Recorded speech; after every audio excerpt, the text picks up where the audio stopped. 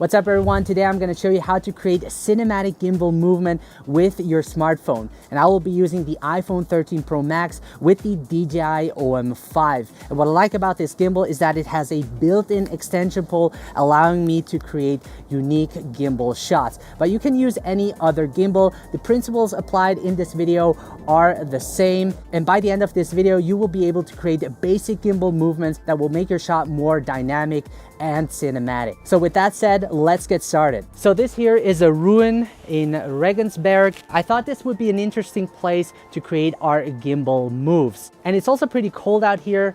Currently the sun is up, but it won't stay up long, so we have to pressieren. So let's first talk about our setup right here.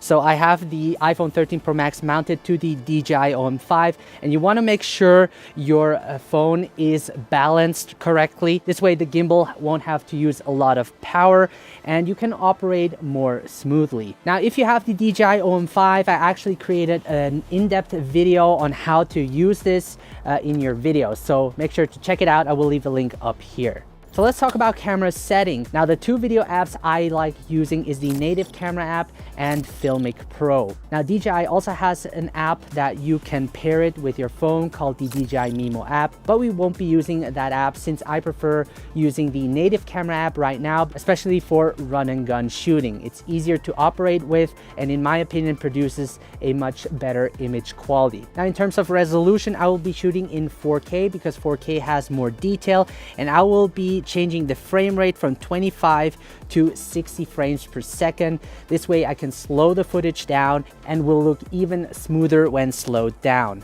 I will be using the standard video mode and I won't be shooting in ProRes because unless you're doing corporate work, I wouldn't recommend shooting in a ProRes because it just captures a lot of data and takes a long time to transfer to your computer. So usually before I start recording my videos, I tap hold on the screen to lock the white balance, autofocus, and auto exposure. This way, no changes will occur during the recording. And I usually like to drag down the exposure just a little bit by sliding with my finger down because I find the native camera tends to overexpose the image a bit. So the next thing I want to talk about is body posture, and this is really important because you want to avoid these up and down movements when it comes to operating with your gimbal. You really want to make your shot look like it's floating through the air. And to do that, the first thing you want to do is really hold the gimbal with both your hands and then slightly bend your knees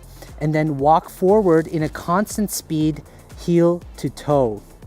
And this really will give you the best results when it comes to shooting videos with a gimbal. So the first gimbal move I'm going to show you is the reveal shot. And I'm actually going to extend the pole so that I have a better reach when I'm standing behind the wall and moving my gimbal upwards. And I like using the reveal shot, especially at the beginning of the video, to reveal a certain location. First thing I'm going to do is set my end position. This will be the end position. So I'm going to tap hold on the screen to lock the focus and exposure. I'm going to move downwards. And then once I'm ready, I'm going to hit the record button and slowly move upwards to reveal the location. Awesome. So the next shot will be a slide shot, and I'm going to position myself behind this wall. And you want to look for foreground because this will make your movement much more apparent. And what I'm going to do is actually just slide from left to right with my gimbal. So I'm first going to set my composition and I'm going to tap hold. I'm going to lower the exposure just a little bit and I'm going to start recording the video. And action.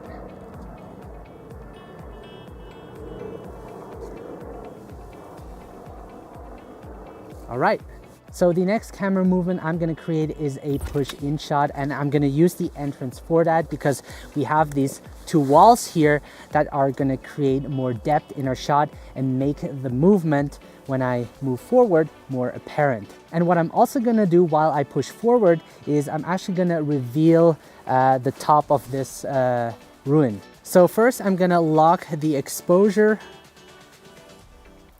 by tap holding, and then I'm going to position myself And I'm actually gonna increase the exposure just a little bit because it's quite dark. And once I'm ready, I'm gonna hit the record button and push forward and slowly tilt upwards. Coming up is the low shot, and I'm gonna invert the camera for that. This way I can get lower to the ground. And I will be using the ultra wide angle lens for that because it will just make the camera movement more apparent. And actually at the end of my camera move, I will be lifting the camera up to sort of create a fake drone shot. And I'm actually gonna invert it right now. Okay, this looks great. And I'm actually gonna tap hold to lock the focus and exposure. And I'm gonna increase the exposure just a little bit. And once I'm ready, I hit the record button and I move forward in a constant movement. And then once I get to the end, I'll create like this fake drone shot. Next is the orbit effect, and I'm gonna create a circular motion around this tree. So the first thing I'm gonna do is actually look for some foreground. I think this looks great.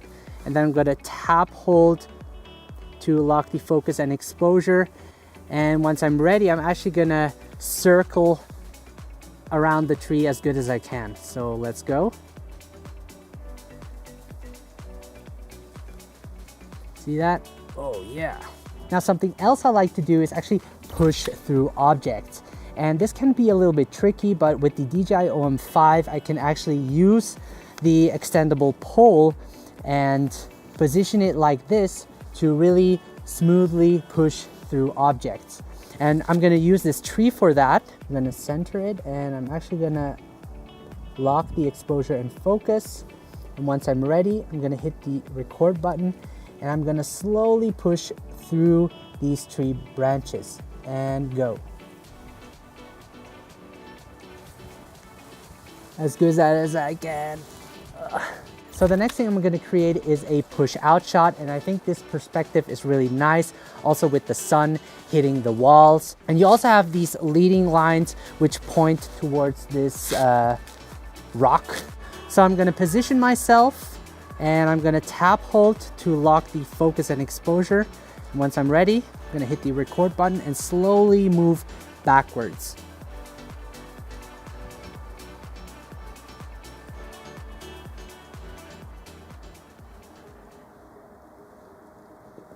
So there's actually this underground path over here, and I think it would look great if I would create a sort of top-down moving shot. I'm gonna position myself, and then I'm just gonna create a moving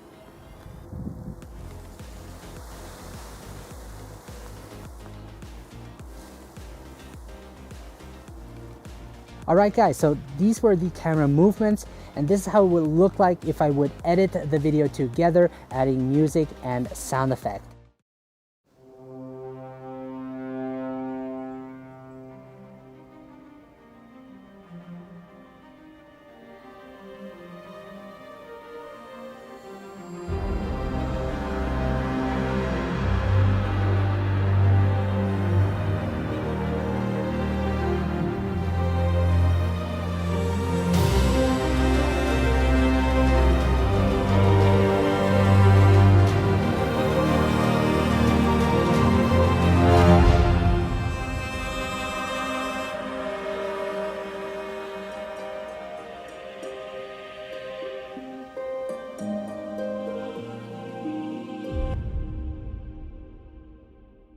So these were some of the basic gimbal movements. I highly recommend you go out and practice those. So really search for a location that is interesting and take out your gimbal to really practice those basic movements that will, in the end, make a lot of difference and make your shots more dynamic. And once you edit your video, make sure to share it with people. And the best way to get feedback is to share it on my private smartphone filmmaking group that I created on Facebook.